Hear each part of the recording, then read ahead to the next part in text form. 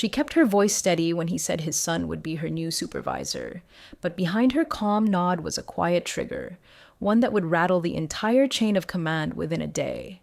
It wasn't the first time I'd been underestimated, but it was the first time it happened so bluntly, with porcelain coffee cups still clinking from the boardroom's catered breakfast. The CEO barely looked at me when he said it. "My son will supervise you starting Monday." Just like that. No context, no explanation, just a declaration made like a scheduling update about printer maintenance. I smiled, not warmly, professionally. That subtle, unreadable smile women perfect over years of boardroom acrobatics. The room paused. The others, legal, ops, investor relations, looked up briefly, waiting for a reaction. I nodded, said nothing. That was the most powerful thing I could do in that moment. He assumed silence meant agreement. It didn't. The son in question, Ethan, had joined the company just 6 weeks ago. I'd seen interns with more initiative. He missed one of the first investor calls, thinking it was informal. He once used the word synergy 8 times in a 3-slide pitch deck. Now, he would be my supervisor. Even the word stung. Supervision. As if what I'd done for the last 9 years had suddenly become a training exercise.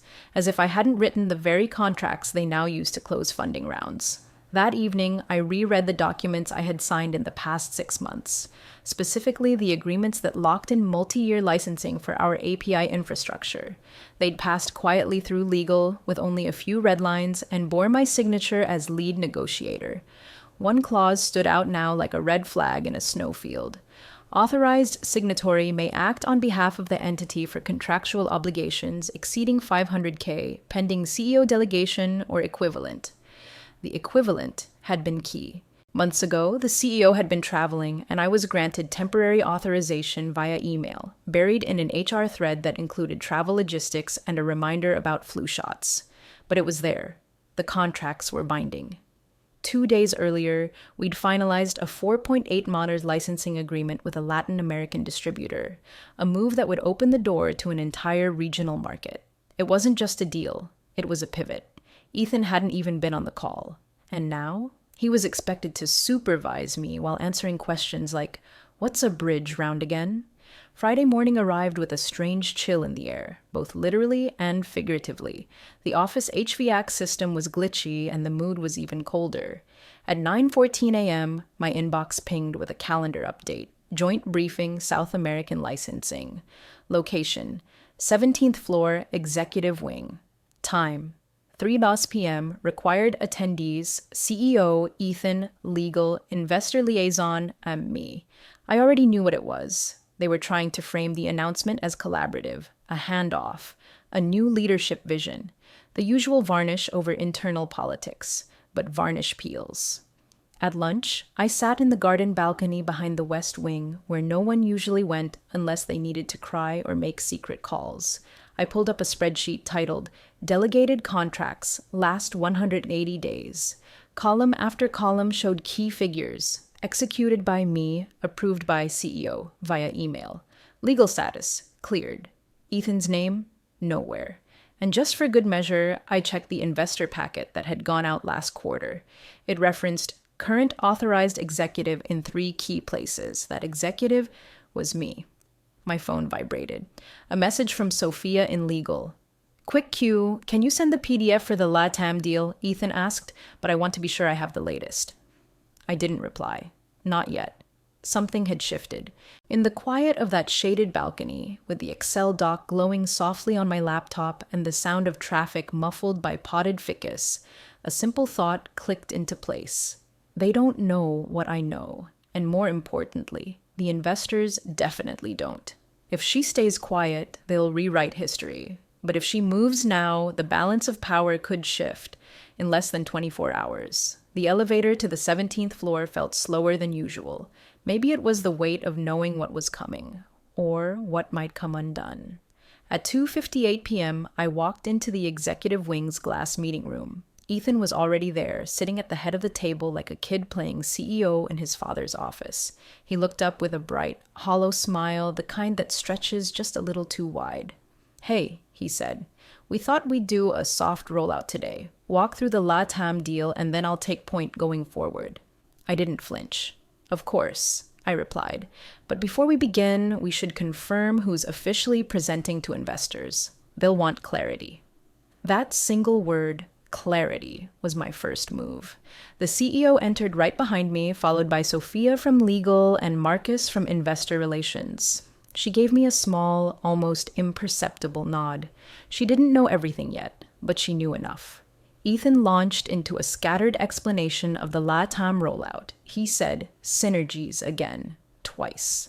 Marcus was checking his phone by the third slide. At minute 7, I slid a single printed page across the table. It was the signed contract from the LATAM distributor, dated, countersigned, notarized. Ethan paused. What's that?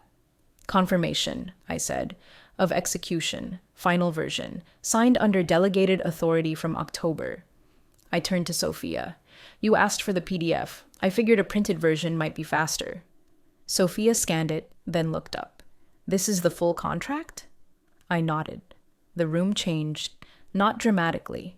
Just a sudden drop in temperature, like someone had opened a window in December. Ethan tried to pivot. Yeah, we'll still review it together. No need, Sophia interrupted gently. It's already binding. Marcus frowned.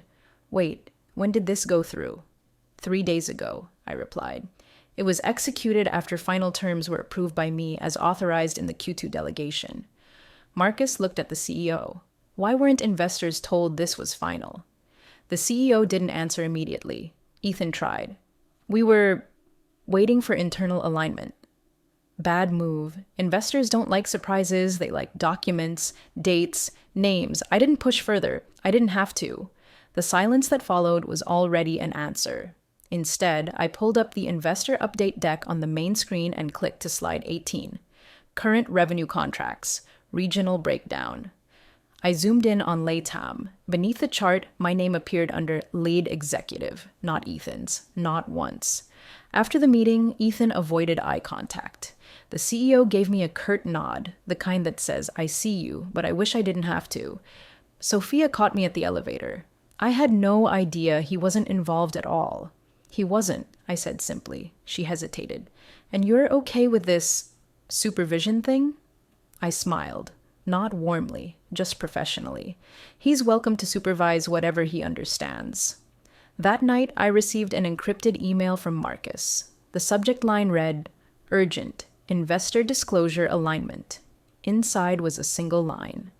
We'll need a call first thing Monday. I'm recommending a pause on leadership transition until further review.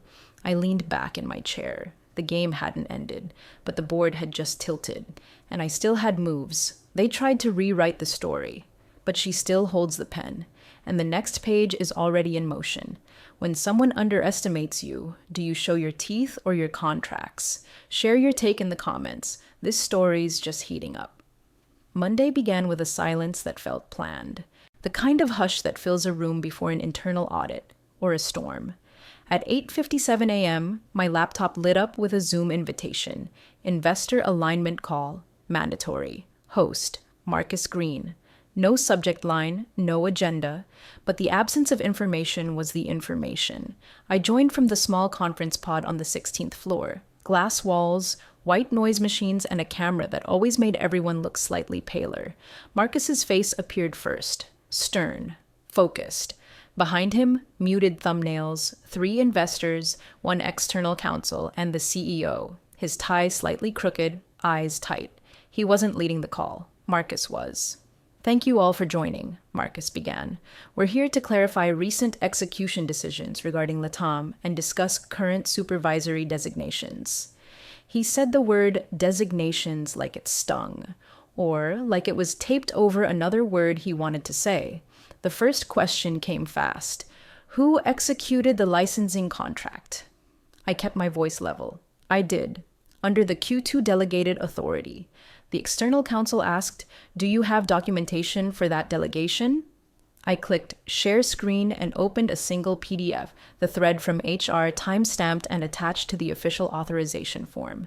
The CEO unmuted. That delegation was temporary. The lawyer interrupted. but not revoked. And the signature line on this document was used as active for recent contracts. That aligns with disclosure. Silence. Then a second investor chimed in, voice sharp. Why weren't we told about the final LATAM deal last week? The CEO looked down. Ethan, who had been on mute the entire time, finally spoke. I wasn't looped into that specific call. It was still in discussion when... No, I said calmly. It was already in final signature stage. Legal confirmed. Marcus leaned forward in his frame.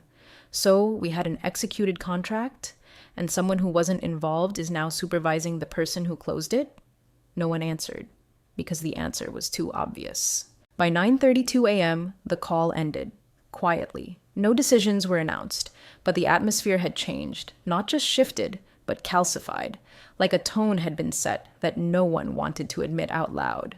At 9:41, I got a one-line email from Marcus. Sit tight, there's motion behind the scenes. At 9:59, an internal memo dropped. Everyone in the company received it. Subject: clarification on roles, regional development. It was neutral, sterile, corporate, but the message was clear. I would continue leading LATAM strategy. Ethan would focus on special projects under executive mentorship. Investor updates would be signed off by authorized executives per Q2 designation. No names, but everyone understood. By 11:00 a.m., Ethan had not come out of his office. The door was closed. The blinds were shut. The CEO passed me in the hallway near the espresso machine. His steps slowed, just for a second. Then he walked on without a word. It was the first time I'd ever seen him look embarrassed. At 2:12 p.m., Sophia from legal messaged me. Sophia. Off the record, that was clean. Well played. I replied with a single emoji. And yet, under the triumph, a quieter truth sat inside me. I hadn't done it to win. I'd done it to be seen, to not be erased. Because in this world, power doesn't always shout. Sometimes it just signs.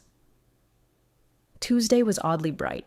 The kind of light that makes shadows sharper, not softer. The reflections on the 16th floor windows cut angles across the floor, and for once, the office buzz didn't feel like background noise. It felt like tension, holding its breath.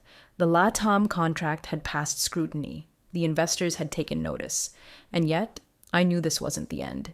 In companies like ours, wins don't sit quietly. They echo. And sometimes they trigger backroom strategy sessions where nothing is written down and everything is remembered. At 10:42 a.m., a new calendar invite hit my inbox. Subject: strategic alignment, global ops. Host: CEO attendees, me, Ethan, Sophia, head of HR location. CEO's office. There it was, the next move. But this one was private. No Zoom link, no investor witness, just walls and reputations. I walked in at 10:59 sharp. Ethan was already seated, leg nervously bouncing, eyes fixed on a notebook he hadn't written anything in. Sophia sat still, unreadable. The head of HR, Tamara, gave me a faint smile, the kind she probably practiced in conflict resolution training. The CEO stood at the window, back turned. Let's get to it, he said, spinning slowly. We're here to align. There's been confusion, perception issues. He didn't say the word mistake. He never would. He started vague. Visibility, internal dynamics, ownership clarity. Then, with a calmness too deliberate, he said, it's time we consolidate supervisory lines. We're adjusting oversight on strategic regions. I let him speak. I needed him to finish the sentence before breaking it. And what would that mean precisely? I asked. Sophia glanced at him, then down at her notepad. He cleared his throat. You'll maintain client-facing authority, but Ethan will review operational approvals moving forward. A pause. HR watched me like a lifeguard watches a child wander too far into deep water. I smiled.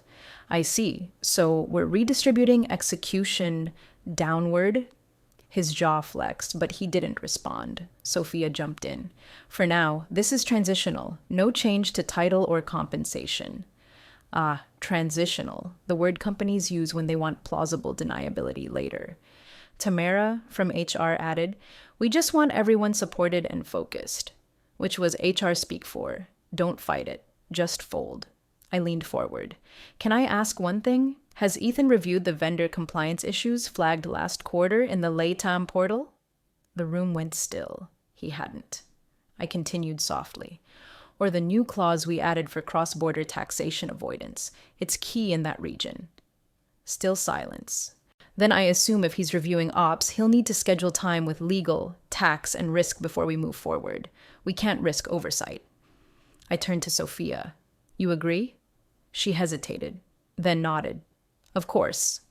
Tamara began to speak, but the CEO raised a hand. He looked at Ethan. Well?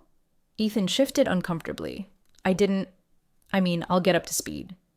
I let the moment sit. Then I stood. In that case, I'll prepare a knowledge transfer schedule, but let's ensure our timelines don't impact deliverables. We're submitting Q1 investor packets by Friday. The CEO exhaled, long and low. Fine, let's table this for now. Keep things as is until we align further. In other words, retreat. Quietly. Back at my desk, I opened a clean Excel sheet. Tab 1, Knowledge Transfer, LATAM. Tab 2, Supervision Alignment, pending. I knew exactly what I was doing. Sometimes letting them believe they've won gives you space to write the next move on your terms. At 4:14 p.m., Ethan emailed. Subject. Meeting. Body. When you're free, I'd like to get a quick download on vendor compliance. Thanks. I stared at it for a moment. Then I replied with a simple line. Let's begin with delegation history. I'll bring documentation. Because if he was going to wear the title, he'd need to feel the weight, and I had every intention of showing him how heavy it could be. Wednesday came with rain. Hard, flat drops against the office windows as if the sky had its own opinion about internal politics, the kind of weather that drowns small talk and makes people walk faster in hallways. At 8:23 a.m., I entered the small strategy room with a folder under my arm and a laptop fully charged. Ethan was already there, seated, posture too straight, smile too forced, the kind of look you get from someone who just Googled how to lead a meeting professionally. Thanks for doing this, he said. I nodded. Let's begin with the basics. Delegation flow. He blinked. Flow? Chain of authority. Who signs what? Who has legal standing? Who's liable? I opened the folder.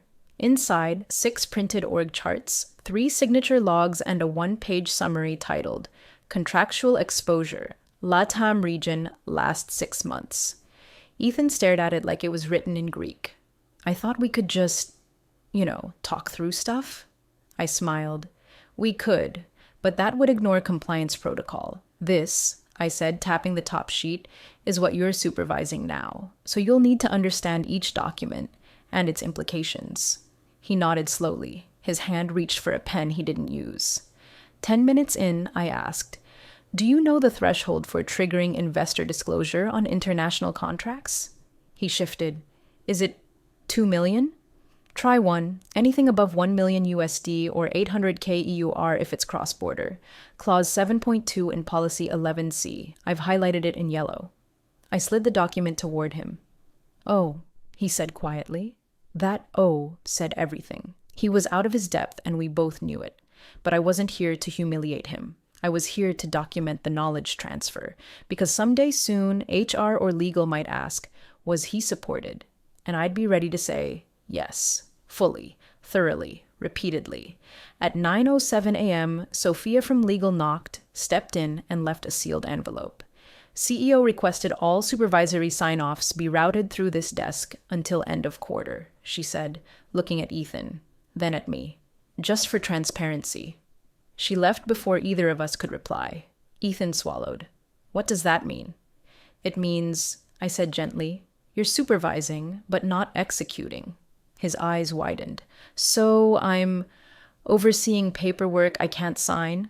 I smiled again. It's transitional. At noon, I walked to the break room. The coffee machine sputtered to life with a sad hiss. Across the room, I heard whispers. She's still leading LATAM, right? Apparently, yeah. Investors called her directly. No kidding, that's why the pivot's staying on track. I didn't need to hear praise, but hearing that they noticed, that mattered. Back at my desk, I drafted a memo.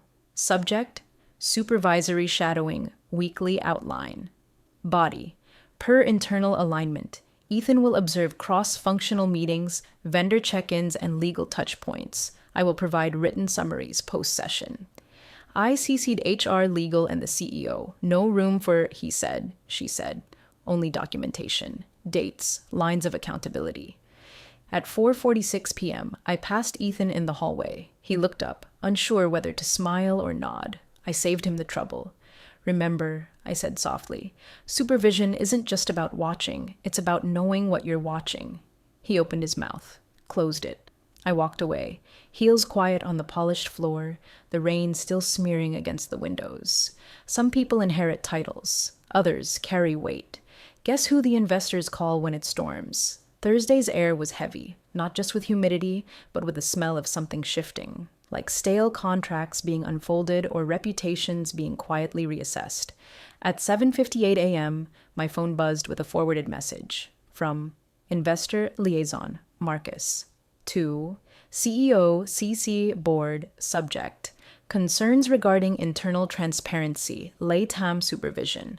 Body, please confirm current supervisory scope, signatory capacity, and executive contact points before Friday's investor brief. We are receiving conflicting signals. That line, conflicting signals, said everything. It wasn't just a flag, it was a fuse. By 9:00 a.m., the CEO summoned me. I walked into his office, no coffee waiting, no small talk. He leaned back in his chair, arms crossed. Why is Marcus emailing the board directly about this? I didn't blink. Because investor packets list my name, and because Ethan can't explain the compliance timeline. He exhaled. You're undermining the structure.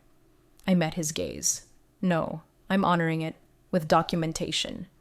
He looked away, just for a second, but it was enough. Ethan's struggling, he finally said, voice quieter, but he's trying. I'm not here to test effort, I replied. I'm here to protect deliverables. That sentence hung in the air like fog. Then, very slowly, he said, we may need to shift optics, realign titles before Q1 review. And there it was. He wasn't protecting Ethan anymore. He was protecting himself. Later that day, HR asked for a quick chat. Tamara met me in the HR lounge, pastel chairs, fake succulents, and a desperate scent of lavender diffusers doing overtime. She smiled, the kind of smile that always comes with paperwork. We're updating role descriptions, she said. No changes to salary or scope, just clarification for public documents. I read the draft.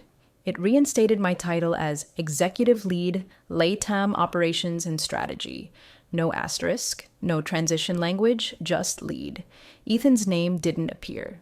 Back at my desk, I opened Zoom for a sync with the LATAM distributor. Midway through, their regional CFO leaned in and said, by the way, we weren't sure who to copy going forward, but your signature's the one that closed this. We trust that. I nodded. It was small, but it echoed. At 6:11 p.m., I received a final email from Marcus. Subject, Friday agenda confirmed. You'll present LATAM overview directly. Investors requested it. See you at 9. No CC to Ethan. No mention of supervision, just clarity. That night, I poured myself a glass of red and stepped onto the balcony. The city was glowing, and for once I let myself feel the power I'd protected. Not with noise, not with revenge, but with structure, with paper trails, with the kind of silence that makes systems shake. Some men inherit authority. Some women document it. Guess who survives the audit? The boardroom was unusually quiet Friday morning. Not tense, not yet, just expectant. The kind of quiet that comes before a decision, when every seat is taken and every coffee cup is full but untouched. At 8:59 a.m., I took my place at the center of the table, laptop open, screen shared to the main display. My title sat cleanly beneath my name on slide 1, LATAM Expansion, Q1 Investor Briefing, presented by Executive Lead, LATAM Operations and Strategy not supervised by, not transitional, just lead. Marcus nodded across the table. Investors blinked into view on Zoom, 4 of them, plus a 5th whose camera was off but whose audio clicked live with a soft connected. Whenever you're ready, Marcus said. I began. The first few slides went smoothly. Milestones hit, timelines held, minor risk exposures mitigated. But the room truly shifted when I hit slide 9, regional autonomy, localized authority flow. Underneath, 3 bullet points. All Q4 contractual agreements executed by delegated executive authority. Investor disclosures aligned with policy 9.3. No discrepancies in supervision or signature flow. The last point sat in bold. The investors saw it, and they saw who was saying it. At slide 11, one of them, Sofia Mendoza from Santiago, unmuted. "Can I ask who's responsible for final compliance on this stream?" I answered without hesitation. "I am." A beat. Then she smiled. "Good. It shows." She muted again. Near the end, Marcus added a short wrap-up. "We've reconfirmed the structure internally. Moving forward, all LATAM updates come directly from the executive lead." No one objected. The CEO, seated 3 chairs away, nodded with the kind of stillness that means, "We're not talking about this again." Ethan was absent. Conveniently. After the meeting, Marcus pulled me aside. "That was clinical," he said. "Clean. Sharp. Thanks." The board noticed, he added. Then, "So did the media team. They're asking who to quote on regional leadership." I raised an eyebrow. "And?" He grinned. "Told them the truth. The one with the signatures." At 11:32 a.m., I got an email from the LATAM distributor's PR liaison. "We're preparing a joint statement. Can we attribute leadership decisions to you directly?" I replied with one line. "Yes, officially." No copy to Ethan, no escalation to CEO, just confirmation. That afternoon, I passed the wall near reception, the one where framed articles hung like silent trophies. They'd just added a new one, "Breaking Through Borders: How One Region Quietly Redefined Growth." Underneath it, a quote from the article, "When leadership is silent, documents speak." And beneath the quote, in small print, "My name, Executive Lead, LATAM." Funny how quickly a title becomes permanent when it's built on paper, not favors. Funny how fast people forget there was ever a question. By Monday, the tone of the office had changed, subtly but completely. The energy was no longer tight with anticipation. It had settled into something colder, more calculative, like everyone was waiting to see what version of the story would stick. They didn't need to wait long. At 9:03 a.m., a company-wide memo went out from internal comms. Subject: LATAM Strategy Q2 Leadership Continuity. The text was carefully engineered. Words like momentum, stability, and recognized leadership dotted the paragraph. And then the line that made Tamara from HR audibly gasp when she read it aloud. "Effective immediately, my name will retain full executive oversight for LATAM operations with direct reporting access to the board for investor-aligned updates." There it was. Not just executive lead. Now board-facing. That wasn't structure, that was trust. I wasn't gloating. That's not how you last in a company like this. But I noticed the way people paused their conversations when I entered the cafe line, the way Ethan didn't show up on Monday, or Tuesday, or Wednesday. Word floated that he'd been redirected to a product incubation role, which everyone knew meant quietly shelved. The CEO, he was quieter too. No more public directives, no sudden calendar updates. He started to copy Marcus on everything related to LATAM. A silent acknowledgement of where the power had shifted. At 10:17 a.m., Sophia from legal stopped by my desk with a folder. "Sign-off request," she said. "Vendor escalation protocol. You're listed now." I flipped through the papers. Everything was aligned, but one page had a note in the margin. "Ensure signature matches. Policy 12 TAR, board visibility." I signed, handed it back, then said, "Sophia, can I ask something?" She tilted her head. "Of course." "Who suggested the memo phrasing, especially the recognized leadership part?" She smiled, slow and knowing. "Investor liaison. Apparently, they liked your handling last quarter. Decided it was time to make it clear." Clear. That was the word that had started this entire story, and now it was the word that defined its ending. Around noon, I found myself in the West Garden balcony. Same place I'd sat weeks ago when the CEO casually declared I'd be supervised. The weather was warm now. The trees swayed slowly, without urgency. My laptop was open, a blank slide waiting for Q2 planning. As I typed the title, LATAM Strategic Next Steps, a Slack message pinged. Marcus. Investor wants you to lead global expansion workshops next quarter. LATAM is now the case study. Congrats. I stared at it for a moment. Then I typed back, happy to lead. Let's build it right.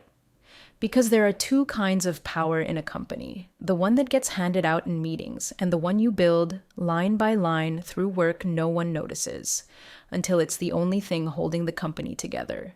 Guess which one stays?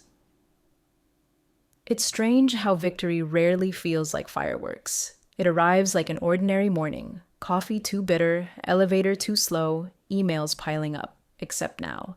The silence means respect. The glances mean recognition. The weight isn't heavier. It's cleaner. By the second week of Q2, my name had become shorthand. Run it by her. She already cleared that vendor. Double check if she signed off. No title necessary. Just presence. Just authority made visible. I sat in a strategic sync with the North America team that Thursday, listening to their launch delays, noting pain points, offering a framework.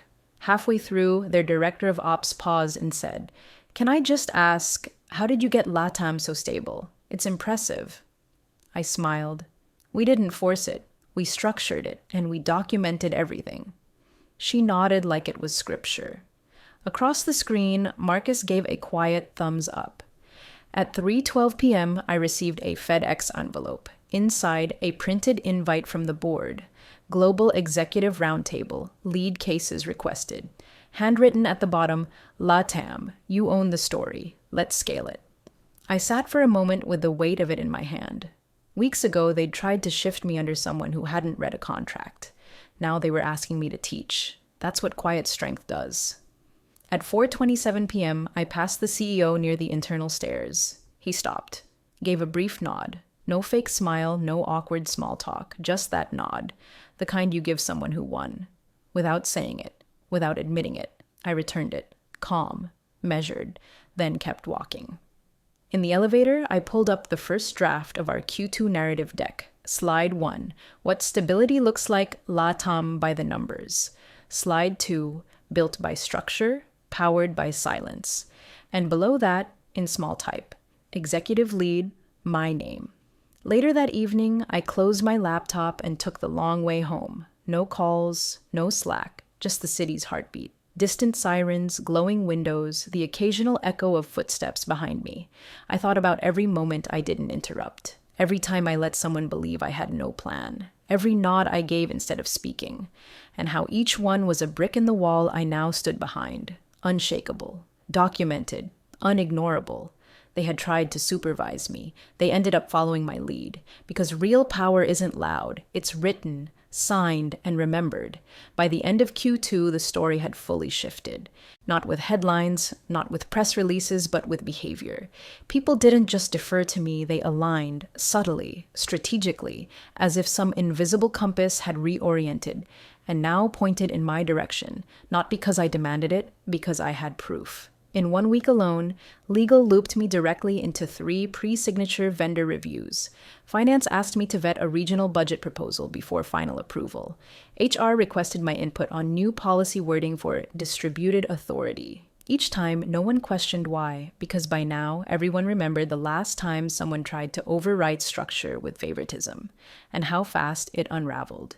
At our Q2 Global Sync, I presented LATAM's metrics. Every slide was clean. Every number traceable. Halfway through, a board member interrupted. "This could be our blueprint for Southeast Asia. Would you be open to consulting on that?" I didn't flinch. Happy to contribute, but I won't lead without authority. He smiled. "That's exactly why we're asking you." Across the table, the CEO didn't speak. He didn't need to. His silence was consent or surrender. Sometimes they look the same. After the meeting, I passed the wall of internal awards in the South Corridor. They'd added a new plaque. Q1 Regional Growth Leader, LATAM. Steady hands don't make noise, they build foundations. It didn't have my name. It didn't need to. People already knew. That night, I got a message from Ethan. Ethan, saw the new deck. Looks solid. Congrats. I typed and deleted 3 replies, settled on, thanks. Hope the product role is treating you well.